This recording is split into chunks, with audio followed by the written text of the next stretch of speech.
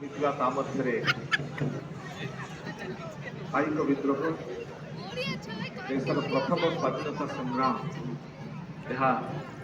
ଆଜି ଇତିହାସକୁ ଏକ ନୂତନ ଆଲୋକ ପ୍ରଦାନ କରି ଆସିଛି।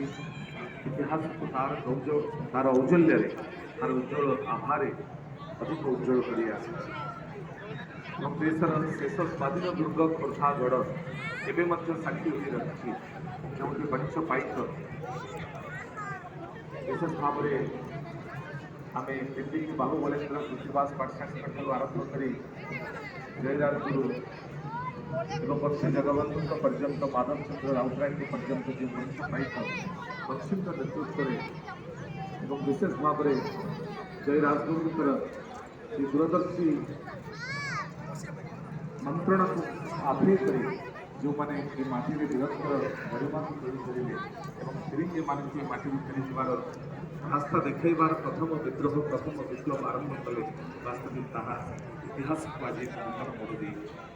1857 ସିପାହୀ ବିଦ୍ରୋହ ନୁହେଁ, 1870ର